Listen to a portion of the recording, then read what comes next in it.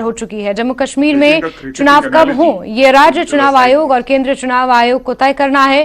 केंद्र सरकार ने संविधान पीठ से कहा है कि पहली बार 3 स्तरीय पंचायती राज सिस्टम जम्मू कश्मीर में लागू किया गया है। पहला चुनाव पंचायत का होगा। साथ ही सॉलिसिटर जनरल तुषार मेहता ने कहा कि हमें इसे पूर्ण राज्य बनाने की दिशा में हम आगे बढ़ रहे हैं, लेकिन मैं अभी भी पूर्ण राज्य के स्टेटस के बारे में कोई निश्चित समय अवधि बताने में असमर्थ हूं। यूनियन टेरिटरी की स्थिति एक अस्थायी स्थिति है।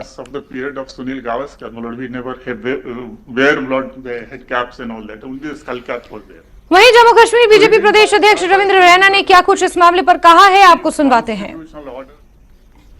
पूरे जम्मू कश्मीर के अंदर अमन, शांति, भाईचारा, खुशहाली चारों दिशाओं में है और ये नरेंद्र मोदी साहब की देन है कि आज पूरे जम्मू कश्मीर के अंदर डेवलपमेंट के काम हो रहे हैं। जम्मू कश्मीर खुशहाली के नए अध्याय लिख रहा है। G20 जैसे सम्मेलन सफलतापूर्वक जम्मू कश्मीर में हुए हैं। हर घर तिरंगा अभियान हो या जश्न आज़ादी का 15 अगस्त का हमारा राष्ट्रीय पर्व हो, पूरे जम्मू कश्मीर में जबरदस्त धूमधाम से मनाया गया है। आज जम्मू कश्मीर के लोगों का मान सम्मान और स्वाभिमान मोदी सरकार के कारण बढ़ा है। मोदी सरकार ने जहां लोकतंत्र को जम्मू कश्मीर में मजबूत किया, वहीं जम्मू कश्मीर में खुशहाली और विकास कार्यों को मजबूती के लिए मोदी साहब ने काम किया है। हमें पूर्ण विश्वास है कि माननीय सुप्रीम कोर्ट द्वारा जो विषय जम्मू कश्मीर के विधानसभा चुनावों के संदर्भ में रखा गया है, केंद्र की नरेंद्र मोदी साहब की सरकार ने, माननीय प्रधानमंत्री जी ने, माननीय गृह मंत्री जी ने पहले भी कई बार इस बात को कहा है कि जब चुनाव आयोग निर्णय लेगा, हमारी सरकार और भारतीय जनता पार्टी पूरे तरीके से जम्मू कश्मीर में विधानसभा के चुनावों के लिए तैयार है। हमें विश्वास है जो काम मोदी साहब ने जम्मू कश्मीर में किए हैं, जो डेवलपमेंट चारों दिशाओं में जम्मू कश्मीर में हुई है, जो सबका साथ, सबका विकास और सबका विश्वास, इस मिशन के साथ मोदी साहब ने पूरे जम्मू कश्मीर में काम किया है।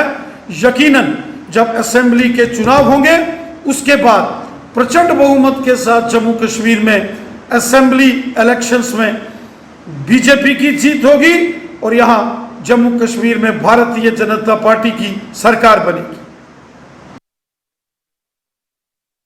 माननीय उच्चतम न्यायालय ने जिस गंभीरता से केंद्र सरकार से जम्मू कश्मीर में चुनाव के बारे में और रियासत को बहाल करने के बारे में, रोड मैप के बारे में पूछा है, उसके लिए सुप्रीम कोर्ट का धन्यवाद। और जो सरकार ने ये कहा है कि सरकार तैयार है और किसी भी वक्त चुनाव कराने के लिए सरकार जो है वो मान्य है, इलेक्शन कमीशन ने यह फैसला करना है।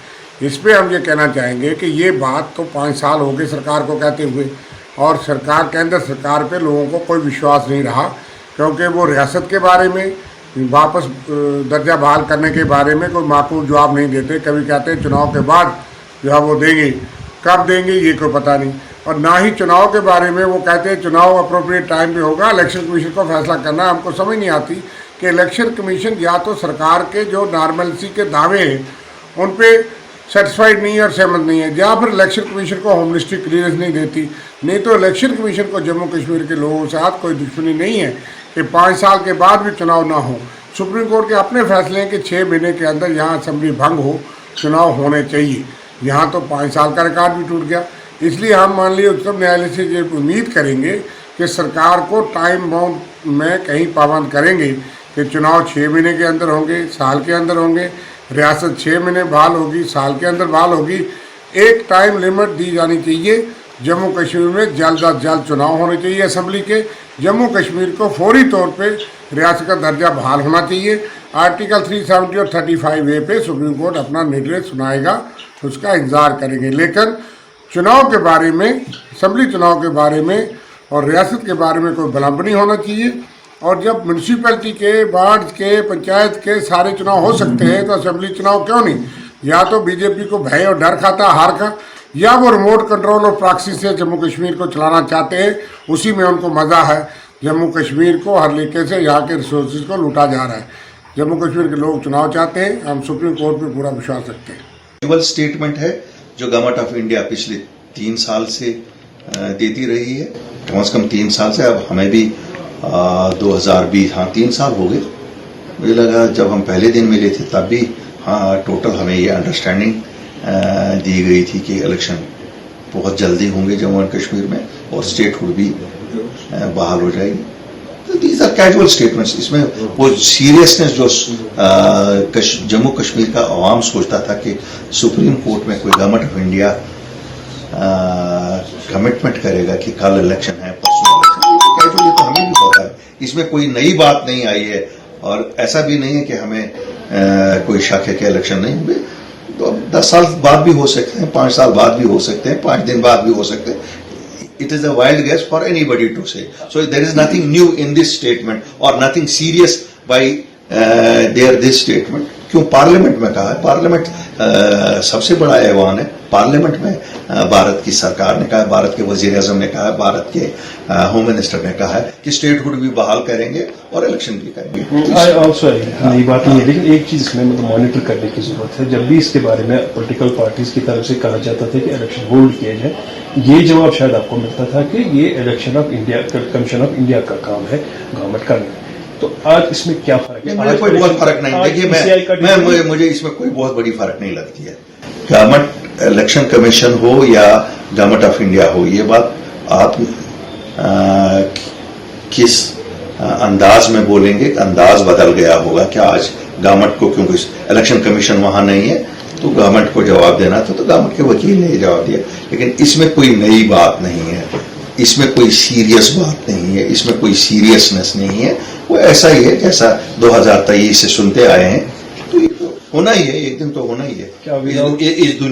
इस दुनिया में जो इंसान है उसको मरना ही है, ये ऐसा ही स्टेटमेंट है। मरना तो है ही उसको एक दिन।